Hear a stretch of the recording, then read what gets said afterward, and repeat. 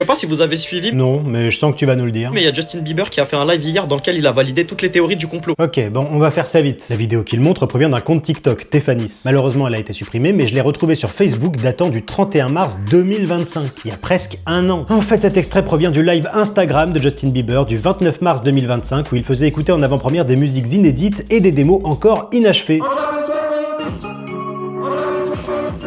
À aucun moment il ne parle de complot, et ce type ne vous montrera jamais un extrait où Justin Bieber dit ce qu'il prétend parce qu'il n'y en a pas. Donc il y a ses fans qui lui ont demandé si Selena Gomez elle était toujours vivante. Il a répondu que non, apparemment elle s'est fait cloner. Ce serait la même. Attends, je le connais ce mec. Je savais ça existait.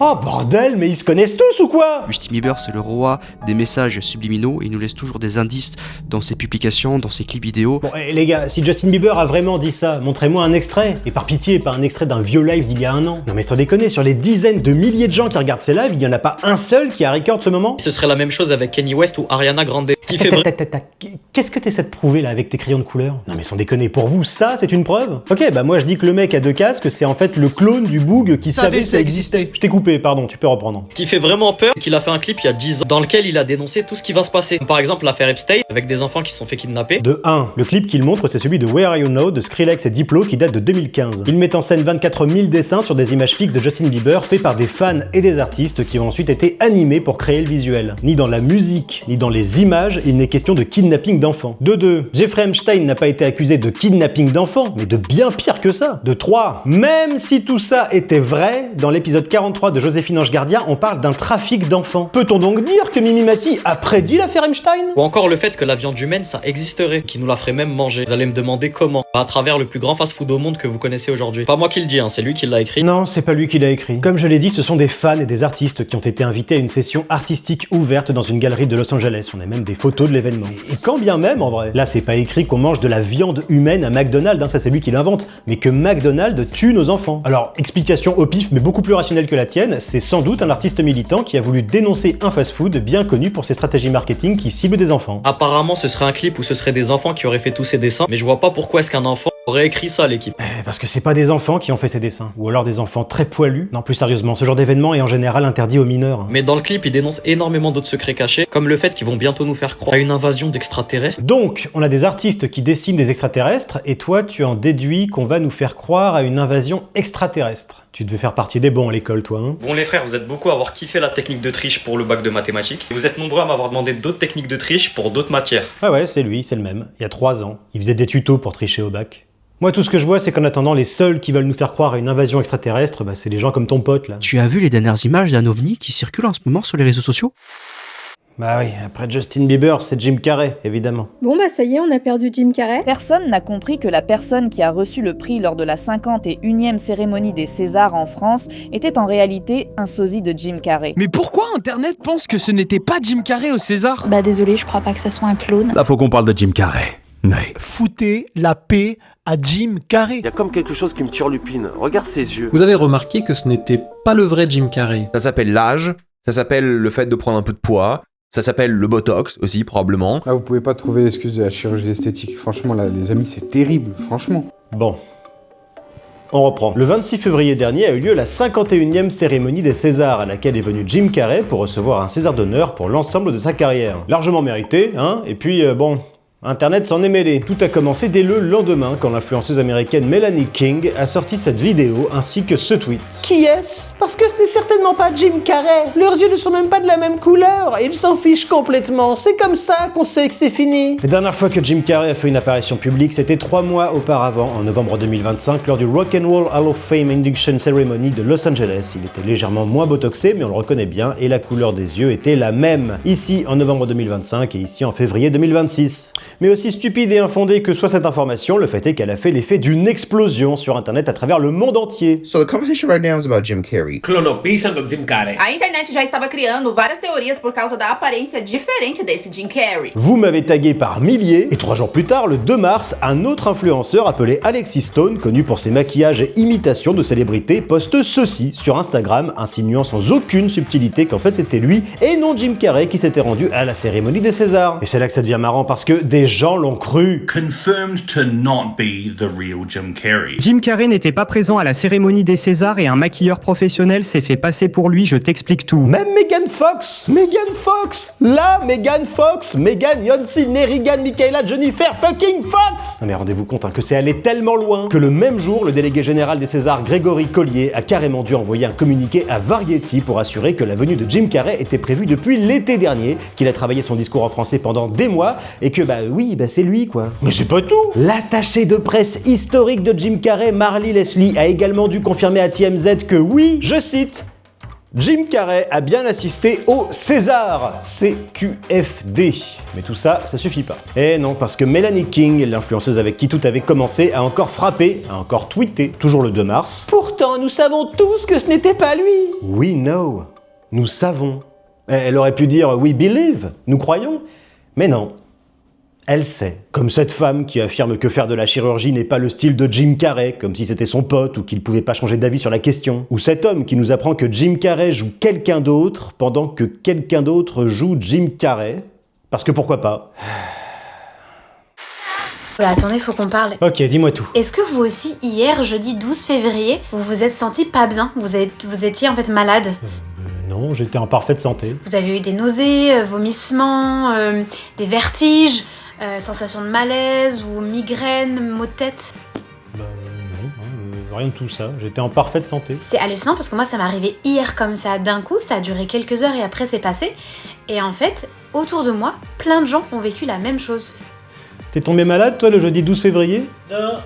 Non. J'ai fait un sondage sur Insta et en fait, j'ai reçu des centaines et des centaines de messages de personnes qui ont en fait vécu la même chose. Bah écoute, j'ai aussi fait un sondage sur Insta. J'ai reçu plus de 13 000 réponses, merci à tous, et 75% d'entre eux n'étaient pas malades le jeudi 12 février. Je pense qu'il y a eu un truc dans l'énergétique qui s'est passé. Je sais pas, peut-être qu'on a passé un cap, il y a eu un changement énergétique, on est passé d'un niveau à un autre en termes de vibration et d'énergie. Bon du coup non, Mais cela dit, pour éviter toutes les mauvaises surprises, pensez à bien vous hydrater. Et pour ça, rien de mieux que...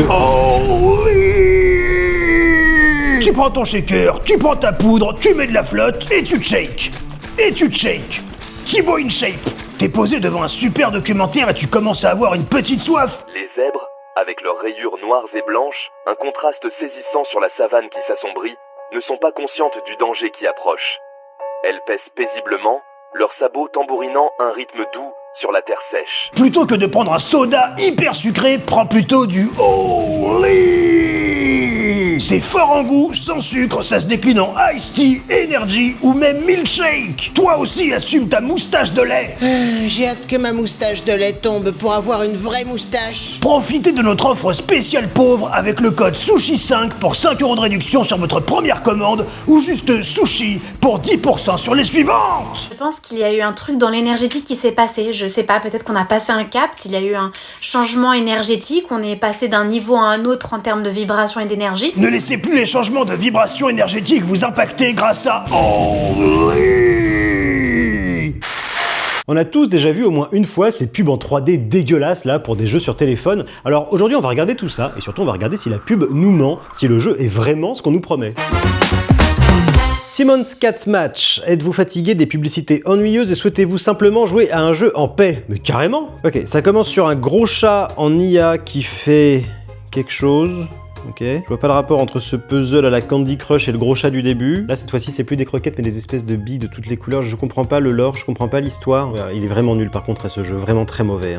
Ils font exprès, évidemment, de mal jouer pour vous inciter à le faire vous-même. C'est vraiment la technique de Schlag pour vous faire télécharger l'appli. Alors là, pour le coup, je pense vraiment que le jeu, ça va être ça. Clique sur le chat. J'aime bien parce que c'est vraiment prendre les gens pour des débiles, quoi. T'as le cercle bleu, t'as le petit doigt qui appuie, t'as écrit en énorme « clique sur le chat ». Alors, je clique sur le chat.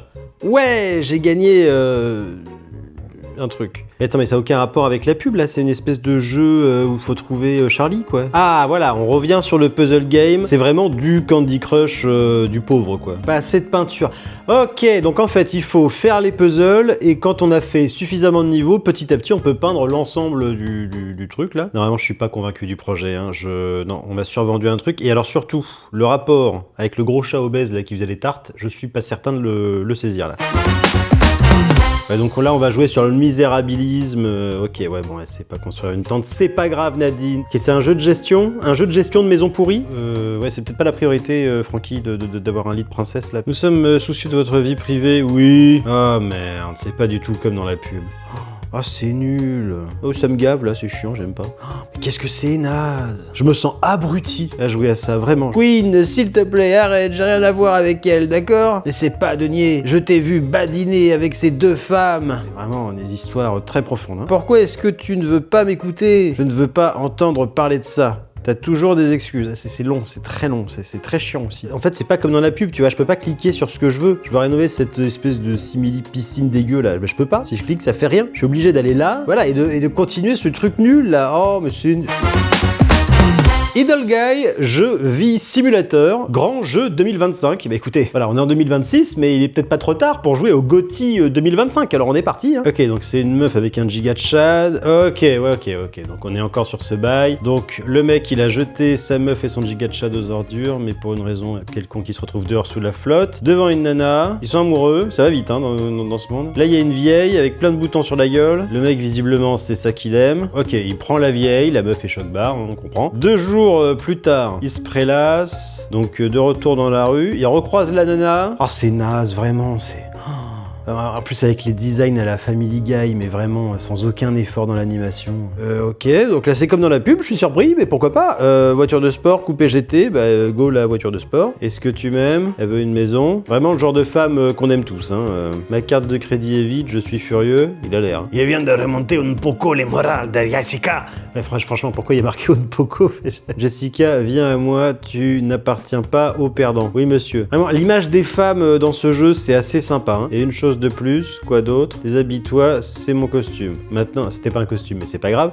Maintenant, tu es seul eux. Oh, c'est naze. Bro, what the fuck? C'est une espèce de doigt qui chie du fric. D'accord, ok. Mais c'est quoi ce truc là c'est quoi ce... Je n'en peux plus, trouve un travail. Agent de l'entretien. C'est fastoche hein, de trouver un travail dans ce monde, hein, visiblement. Ça y est, il gagne du fric, il a un travail. Maintenant, tu as un salaire. Macron avait raison, faut juste traverser la rue. Hein. Encore que même pas, il l'a pas fait, donc merci bro. À bientôt. Sympa cette fois, qui en plus elle sort en faisant un moonwalk. Vous avez accidentellement renversé la serviette d'une autre personne dans le gym. Combien pouvez-vous ban? Mais c'est même pas français. Le jeu est à moitié en anglais, cancel loading. Il est pas fini, le jeu n'est pas fini. C'est très long. Et vous vous rendez compte que ça fait 1 minute que j'ai lancé le jeu et que ça bug déjà, quoi. Attendez, il est là pendant 2 minutes 50. Pendant 2 minutes 50, je suis censé appuyer sur ce petit canard bizarre là pour avoir du fric. Le GOTY 2025, mesdames et messieurs. C'était pas dans la pub, ça, hein. Bon, voilà, j'en ai marre. J'ai téléchargé pas mal de jeux, j'ai regardé pas mal de pubs. En général, les deux ne correspondent pas l'un à l'autre. J'espère que ça vous a plu. Ces pubs sont toujours construites plus ou moins de la même manière. Le but, c'est que vous restiez à les regarder. Et pour ça, on va jouer sur le côté sexy, hein, voilà, donc comme dans cette publicité-là, ou alors sur le côté dégueulasse, hein, voilà, bon, c'est vraiment pas très sympa à regarder, mais même si c'est pas sympa à regarder, bah, on a envie de rester parce que voilà, ça attire l'attention, ça attire le regard. C'est vraiment des techniques de vicelard pour vous obliger à rester sur la publicité, à télécharger le jeu, et c'est pas grave hein, si la publicité n'a aucun rapport avec le jeu. Enfin bref, vous l'avez compris, les jeux sur téléphone, je suis vraiment pas fan, du coup je retourne jouer à des vrais jeux vidéo. Dans le dernier épisode, je regardais des pubs moches pour des jeux pourris. Et bah sachez qu'il reste encore de la matière parce que ce jour-là, j'ai joué plus de 2 heures. Vous vouliez une suite? On y retourne. Ok, 2026 Game Creative, 2026 Survival Game. C'est quand même paradoxal d'avoir reçu une récompense pour la créativité de ton jeu alors que ta pub est intégralement générée par IA. Est-ce qu'on peut m'expliquer pourquoi est-ce que dans les trucs là où t'es censé mettre tes affaires en haut des sièges, ça bouge comme ça, comme... C'est très très mal animé. Pourquoi elle a collé des stickers dans le train? Ça n'a aucun sens. Je comprends rien à cette pub, mais c'est mal fait. Pourquoi elle a un gun? Pardon, mais... Est-ce qu'on peut en parler, s'il vous plaît? Donc elle vit et dort dans un train qui marche quoi, donc c'est ok. Dans un espèce de design Ghibli-like. Heureusement qu'il a reçu le prix de la créativité 2026, hein, parce que sinon il y aurait comme un doute. Pourquoi faire une tente dans un train? Ça aussi on pourrait poser comme question. Je comprends pas la pub, je comprends pas ce qu'on essaie de me dire. Oui, j'ai pas parlé du plus évident, mais dehors effectivement il y a l'air d'avoir une espèce d'invasion de zombies chelou. Et elle vit tranquillement sa vie en mangeant des pasta box et des onigiri, ok, pourquoi pas. Alors dans les avis je vois que c'est un pay to win, mais le mec a quand même mis 5 étoiles, parce que pourquoi pas. 1,30 gigas, mais attends, mais c'est énorme. Ok, ça paraît pas moche. Alors là, on n'est plus du tout dans l'univers Ghibli-like. Ah oui, ça n'a aucun rapport avec la pub. Améliorer le feu de camp au niveau 2. Oh merde, c'est tout ce que je déteste. Ça va être un jeu de gestion avec des composants à... Voilà, c'était sûr. Ouais, donc il va falloir créer un truc pour avoir du bois, et puis pour créer des trucs, il va falloir créer d'autres trucs. Pour l'instant, ça va, on a assez de bois pour construire des trucs, mais il y a un moment donné, vous vous en doutez, on pourra plus. C'est exactement les mêmes animations que dans d'autres city builders. Ils sont tous pareils, c'est du copier-coller, ça n'a aucun intérêt. C'est dingue que tous ces jeux se ressemblent à ce point, quoi, même dans l'esthétique des menus, même dans la manière dont c'est agencé. À la fin, en plus, on peut dézoomer, vous avez votre ville en toute petite sur une map qui est gigantesque, et le problème, c'est que c'est toujours des trucs multijoueurs. Donc si vous voulez pas vous faire attaquer par d'autres joueurs, il faut absolument avoir un bouclier au-dessus de votre ville. Pour avoir le bouclier au-dessus de votre ville, faut payer. Non, ça n'a aucun intérêt. Ok, donc là on est sur notre premier jeu avec une licence connue, DC Dark Legion, pas mal. Bruce Wayne... Ok, le Joker vole le parapluie de Bruce Wayne, et il l'a pas vu, et... ok. Le plus grand détective du monde, mesdames et messieurs. Ça fait vraiment le prank nul, quoi. Alors que c'est Batman, quoi, tu vois. Donc l'univers du prank nul et Batman, en général, ça se mélange assez mal. En tout cas, c'est assez beau. Alors ça bouge pas, mais c'est assez beau parce que voilà, c'est d'ici, quoi. Donc on kiffe un peu les persos quand même. Une crise sans précédent se profile à l'horizon et la crise sans précédent, le Joker qui vole le parapluie à Batman, on rappelle. Je veux jouer. C'est quand que je joue, s'il vous plaît, je veux jouer. Sushi, j'ai reçu un message télépathique du moniteur. Ça fait bizarre d'entendre Batman m'appeler Sushi, mais enfin. Et c'est quand qu'il y a le Joker qui débarque avec son vol de parapluie fugace, là? Non mais c'est chiant les cinématiques là. Allez, passez. Oh mais ça parle, ça cause, ça fait que parler, c'est chiant. Pourquoi je dois construire plein de trucs là? Je m'en fous. C'est un jeu d'ici, putain, je m'en fous de construire une infirmerie, quoi. J'ai envie de me battre, quoi. À quoi ça sert de me faire cliquer sur un bouton pour répondre alors qu'il n'y a qu'une seule réponse possible? Ça sert à rien. Allez, on passe. Ouais, c'est long pour rien là. Allez, j'arrête. Go to l'Égypte! Alors ils nous ont menti depuis le début? Regarde, je t'explique. Bon alors il explique rien du tout, mais moi je vais vous expliquer. C'est pas de l'IA, c'est pas du fake, ce linteau existe bien au sein d'un temple funéraire à Abydos. Mais en fait il s'agit d'un palimpseste. C'est bon, il peut y aller? Bonjour! Un palimpseste est une surface sur laquelle on a fait disparaître une inscription pour en réécrire une autre par-dessus. C'est bien? Lorsqu'il était au pouvoir, Séti Ier a fait inscrire ceci, qu'on peut traduire par « celui qui repousse les 9 ennemis de l'Égypte ». Mais lorsque Ramsès II lui a succédé, il a fait recouvrir le texte gravé sous du plâtre pour en réécrire une partie, ce qui donne, en gros, « celui qui protège l'Égypte et renverse les pays étrangers ». Avec le temps, le plâtre s'est érodé, laissant les deux inscriptions partiellement visibles, créant un effet de pareidolie. Maman, la porte, s'il te plaît. Merci. La pareidolie est un processus mental qui nous fait reconnaître des formes familières là où il n'y en a pas. On mange quoi ce soir? Et en l'occurrence ici, l'effet de pareidolie nous fait voir, entre autres, un... J'ai eu des doutes. Du coup, comme d'habitude les gars, je suis parti faire des recherches pour savoir est-ce que ces dessins, ils existent réellement. S'il avait vraiment fait ces recherches, il aurait su que ceci est l'œuvre du sculpteur irako-assyrien Fred Parad, qui est né en 1947 et qui est toujours vivant, donc rien d'étonnant à ce qu'on y voit une voiture. Ces dessins, ils proviennent souvent du temple du Siti Hilaire Séti Ier à Abydos en Égypte. Si vous voulez, je vais vous marquer le nom comme ça, vous allez voir plus. Voilà, donc c'est ce que je disais, aucune recherche. Mais si contrairement à lui, qui est juste là pour raconter des tas de conneries et gagner un max de fric, vous vous intéressez réellement à l'histoire de l'Égypte antique, je vous conseille les 4 volumes de cette collection qui ont été publiés entre 1933 et 1958, en tout cas si vous voulez découvrir le temple de Séti Ier. Ce sont des livres super rares et précieux qui coûtent une couille à l'achat, sans déconner, plus de 6000 balles pour la collection complète, mais qui sont disponibles gratuitement sur Internet Archive, numérisés en très haute résolution. Vous y trouverez plus de 230 photographies et reproductions ultra précises. Et oui, parce qu'on ne se sert pas d'internet que pour désinformer les gens, mais aussi pour sauvegarder nos connaissances, nos vraies connaissances. Et ça fait plaisir. Pour certains, ils croient que la technologie existait même avant, ça fait des siècles et des siècles, et surtout, elle était beaucoup plus avancée que maintenant. Avant de venir sur Terre, tu as signé un contrat. Ah bon? Et c'est légal, ça, de signer un contrat avant même d'exister? Et dans ce contrat, il était écrit qui seraient tes parents, l'endroit où tu naîtrais, les amis que tu aurais dans ta vie. Vous sentez que ça peut partir très vite, là? Alors une chose à comprendre est que rien dans ta vie n'a été totalement aléatoire. Tu as tout choisi. Les parents qui t'ont causé des traumatismes, tu les as choisis. Peut-être que grandir dans la pauvreté, tu l'as choisi. Les amis qui ont été méchants avec toi, tu les as choisis. Non, bon, ok, pause. Ça me ressemble pas, et franchement, je m'excuse par avance, mais pour démontrer à quel point son discours est dangereux, je vais devoir vous raconter un truc qui n'est pas drôle, Est-ce que vous connaissez l'histoire de Jeongin? Jeongin est née le 19 juin 2019 à Séoul. Alors qu'elle n'avait que 8 jours, sa mère adoptive l'a confiée à une église. Jeongin a ensuite passé 8 mois en famille d'accueil avant d'être adoptée. Elle passera encore 8 mois chez sa famille adoptive, 8 mois pendant lesquels elle sera battue et maltraitée. Bon, je vais pas rentrer dans les détails, mais il s'agit d'un des cas de maltraitance infantile les plus violents de toute l'histoire de la Corée du Sud. Une maltraitance qui mènera au décès tragique de Jeongin avant même qu'elle n'atteigne l'âge de 2 ans. Cette histoire est abominable et selon cet homme, c'est Jeongin qui a choisi de la vivre. Les traumatismes qui ont marqué ta vie, tu les as choisis. J'ai pris l'histoire tragique de Jeongin en exemple, mais vous pouvez transposer ce qu'il dit à n'importe quelle personne qui a subi des traumatismes, vous y compris. Ce que dit cet homme, c'est que vous avez choisi de souffrir, ce qui signifie ni plus ni moins que vous êtes responsable de vos souffrances. Et la question est pourquoi? Parce que tu es une âme qui vit dans un corps humain, et l'objectif principal de ton âme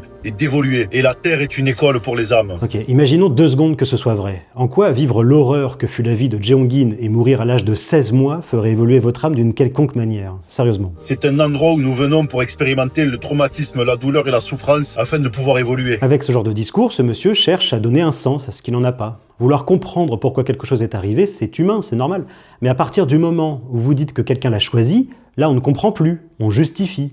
Et on rend acceptable l'inacceptable. Alors c'est ton rôle de prendre la responsabilité de tout ce qui se passe dans ta vie et d'en guérir afin que ton âme puisse suivre son véritable chemin. Le fameux « si j'ai mal, c'est pour mieux grandir ». Ok, mais le problème c'est qu'en raisonnant comme ça, on se culpabilise. Et encore plus grave, on ôte une partie de la responsabilité aux personnes qui nous ont fait du mal. Et c'est particulièrement vrai quand on parle d'enfants. Contrairement aux adultes, ils ne peuvent pas choisir. Par définition, ils ne sont pas responsables. Si tu choisis de continuer à souffrir et à te plaindre de ta situation, tu ne fais que te mettre toi-même en travers du chemin de ton âme que tu as choisi. Et en plus de les culpabiliser, il leur demande de ne pas s'en plaindre. C'est la meilleure manière pour pousser une personne qui souffre à se taire, douter d'elle-même et rester seule avec ce qu'elle vit. Tu as peut-être choisi tes parents émotionnellement indisponibles parce qu'ils étaient là pour t'apprendre à t'aimer toi-même. Tu as peut-être choisi un environnement dangereux pour grandir. Un discours qui justifie la souffrance finit toujours par protéger ceux qui la causent. Et pour venir ici, tu as accepté ce contrat.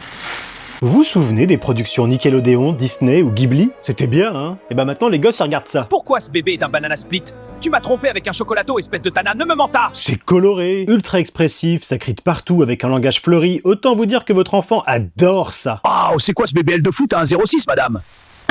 Pour toi, bien sûr, vieille peau, tu m'invites au restaurant de Cédric Grolet. Oh oui, absolument. Super, alors c'est parti. Alors autant Skibidi Toilet, ça me fait juste vaguement flipper, autant là, c'est vraiment des trucs puants générés par IA et écrits par un mec que je qualifierais de dangereux. Tiens, prends ce bébé, il me dégoûte autant que toi et retourne te faire éplucher par des chocolatos. Ne t'avise plus de revenir chez moi. Qu'est-ce qu'on va devenir, Banana Choco? Pourquoi je suis allée me faire d'euros par des chocolatos? Regarde-toi, tu es horrible maintenant. Ok, bon, essayons d'analyser tout ça. Que nous racontent vraiment ces Fruit Story? C'est pas moi qui viens de l'inventer, c'est le vrai hashtag de ces horreurs. Tu vois, elle a raison. Ces foutus chocolats sont en train de nous prendre tout le boulot. Tu ferais mieux d'aller bosser au lieu de rester affalé toute la journée. On n'en serait pas là. Bon alors déjà sur la forme, c'est dégueulasse, hein. Le mec parle de ce qu'il voit à la télé, mais c'est le mur d'en face qu'il pointe du doigt. Sa meuf lui répond, mais en regardant la caméra, en lui tournant le dos, bref, c'est de l'IA quoi. Tiens, prenez cette scène. Paps Mams, je vous présente mon nouveau petit copain Mamadou. Quoi, tu sors avec un garçon et en plus c'est un chocolato? Comment oses-tu nous ramener ça chez nous? Le daron engueule son fils, mais sans le regarder et en pointant du doigt le mur d'en face, pendant que la daronne pointe le daron du doigt, alors que elle aussi est censée engueuler son fils. Mais bref, ça à la rigueur, on s'en fout, le plus préoccupant, c'est le fond. Et je sais pas vous, mais j'ai l'impression qu'il y a comme un message politique derrière tout ça. Encore perdu! C'est toujours la faute de ces foutus arbres! Ok, donc si je comprends bien, ces vidéos semblent se foutre de la tronche des électeurs RN. Ils sont dépeints comme des glandeurs sans emploi, racistes, beaufs et misogynes qui passent leur temps au PMU. Je veux dire littéralement au PMU. Je vais au PMU, au moins ils me comprennent là-bas. Mais là où ça devient un peu bizarre, c'est que ces vidéos en elles-mêmes sont racistes, beaufs et misogynes. Va bosser au chantier tout de suite, ta fille crève la dalle, t'es même pas capable de nourrir ta famille, gros loser! Me demandez pas pourquoi l'assiette vole comme ça, je suis sûr que même le mec qui a fait le prompt pour générer cette vidéo par IA ne le sait pas. Retourne tout de suite bosser à la mine pour nourrir ta fille et m'acheter des sacs Louis Vuitton. Donc voilà, les meufs sont décrites comme méchantes et vénales. Allez, je me reprends en main et je vais la reconquérir. Ce gros loser m'a quitté, mais je n'ai rien perdu. Allez, venez les chocolatos, on va à l'hôtel. Ah oui, on va bien de Doro, on va faire des jumeaux banana split cette fois. On est en plein dans le fantasme incel de base, avec des meufs blanches accro au luxe, tout ce qui les intéresse évidemment, c'est le portefeuille de leur mec, qu'elles trompent avec des gros noirs bien musclés, ça pue l'insécure frustré. Quoi? Elle ose me tromper avec un misérable chocolato? Ah! C'était qui ce pauvre type, tu le connais? Non, pas du tout. C'était sûrement un clochard de Châtelet. Ah oui, il y a ça aussi, alors, mais je sais pas pourquoi, mais il semble aussi avoir un problème avec Châtelet. Arrête de te débattre, je suis ta mère, tu as oublié. Non, lâche-moi, tu nous as abandonnés pour aller te faire d'euros à Châtelet. Voilà. Que dire? Bah, faisons en sorte que nos gamins ne tombent pas dessus. Ces vieux losers ne comprennent rien au wokisme. On est en 2026 dans la France à Macron, il faut évoluer. Je me casse, rejoindre Chocolito. Alors... Ce week-end, pendant que tout le monde était distrait avec la 3e guerre mondiale... Ce week-end? J'ai raté un truc?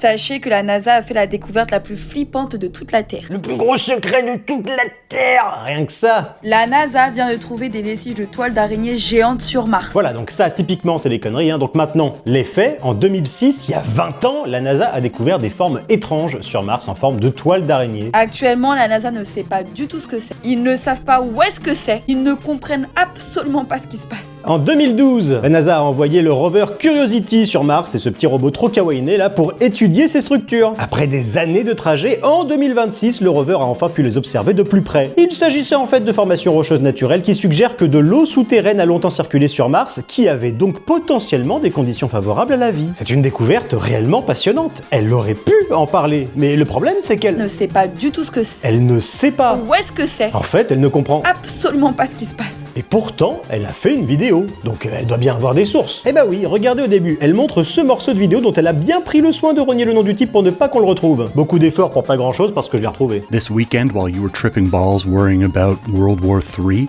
all of this stuff has been designed to distract us from the scariest thing NASA discovered spider webs on Mars. Non mais dis donc, ça vous dit pas quelque chose ça? Ouais, c'est bien ce que vous pensez, elle a juste copié-collé. Ce week-end, pendant que tout le monde était distrait avec la 3e guerre mondiale, sachez que la NASA a fait la découverte la plus flippante de toute la Terre. La NASA vient de trouver des vestiges de toiles d'araignée géantes sur Mars. En fait, les deux seules différences entre ces vidéos, c'est que celle-ci dure 25 secondes, donc elle n'est pas monétisée, alors que celle-ci fait exactement 1 minute 03, juste de quoi être monétisée. Et alors forcément, quand vous copiez-collez une vidéo qui fait 25 secondes pour qu'elle en fasse 63, eh ben, vous devez meubler en rajoutant plein de conneries, du genre... Ils n'ont pas trouvé que ça, ils ont aussi trouvé des vestiges d'œufs géants d'araignées. Et la seconde différence, c'est que cette femme est une menteuse, qui gagne sa vie en postant jusqu'à 4 vidéos par jour pour raconter absolument n'importe quoi, alors que ce mec est un humoriste. Je déconne pas, il s'appelle Brad Goss, c'est littéralement écrit dans sa bio. Sa vidéo là, c'est pour se foutre de la tronche des gens comme elle. Et il s'en cache pas, quand quelqu'un a écrit dans ses commentaires qu'il désinformait les gens, il a répondu: mais c'était des blagues, je suis pas un journaliste très réputé, vous savez, mes cheveux auraient dû vous mettre la puce à l'oreille,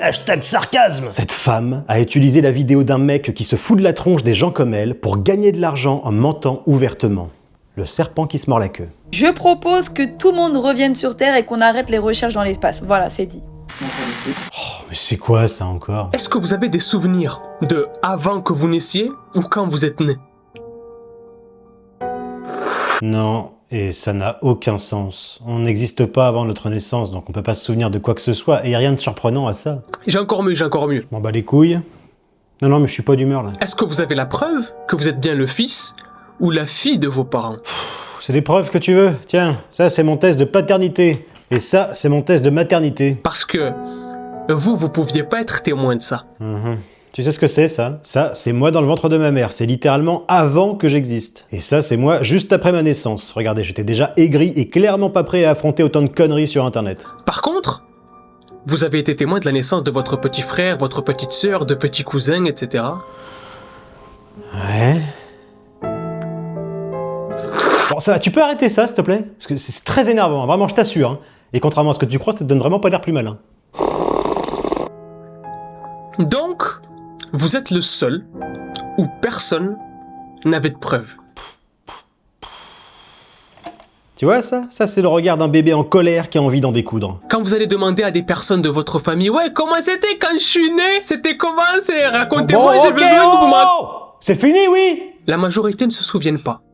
Non mais sans déconner, mais ça n'a aucun sens. Enfin, on n'a pas besoin de se rappeler d'un truc pour savoir qu'il a existé. Enfin, personnellement, je ne me rappelle d'aucun moustachu allemand espiègle particulièrement énervé du début du XXe siècle. Pourtant, je doute pas qu'il ait existé.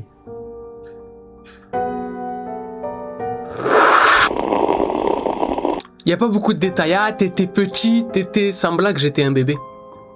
Mais T'es chelou, toi. Tu t'attends à quel détail, au juste? C'était gore, et alors là, il y a eu une giclée de sang, et ta daronne a hurlé « Où est ma putain de péridurale ?»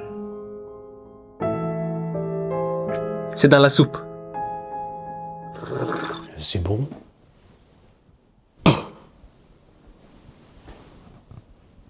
Vas-y, refais-le pour voir.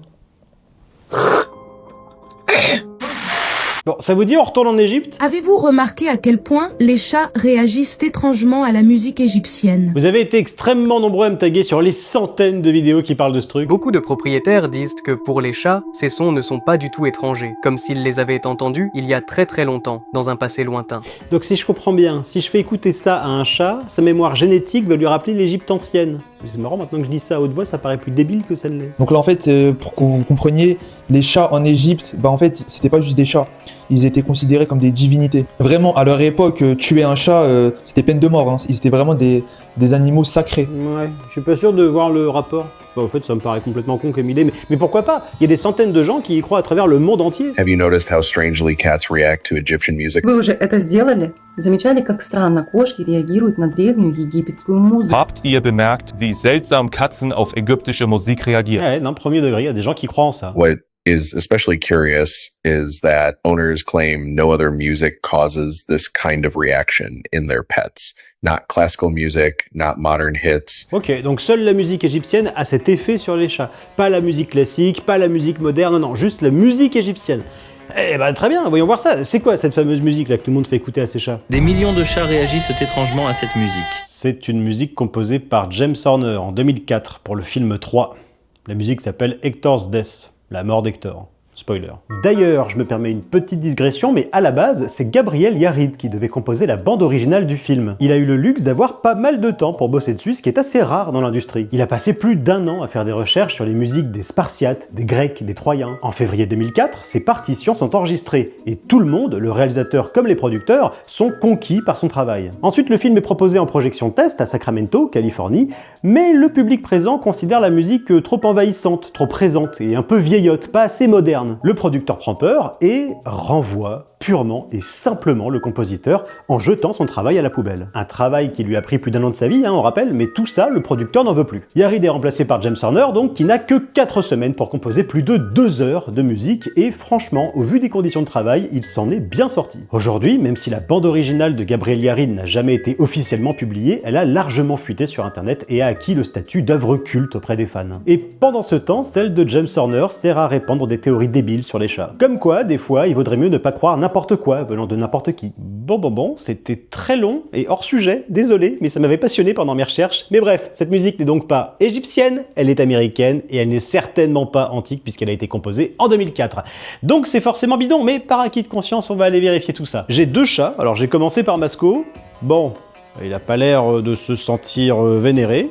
Il en a rien à carrer, clairement. J'ai ensuite essayé sur Nanou, mais tout pareil, et me regarde juste comme si j'étais débile. Bon, faut dire que je lui colle sous le nez un téléphone qui diffuse une musique égyptienne pas vraiment égyptienne censée lui rappeler sa mémoire millénaire, alors bon, difficile de lui donner tort. J'ai tout essayé. Je me suis dit qu'en rapprochant la musique de leur tronche, je pourrais avoir une réaction, mais franchement, j'ai rien obtenu de concluant. Alors c'est comme ça, les chats, ils ont un lien avec l'Égypte antique. Ah non, pas lui. Enfin, je peux pas lui en vouloir, l'Égypte antique, c'est pas son truc. Mais dites-vous que c'est vrai, il y a des dessins qui existent, qui ressemblent à des voitures, des sous-marins,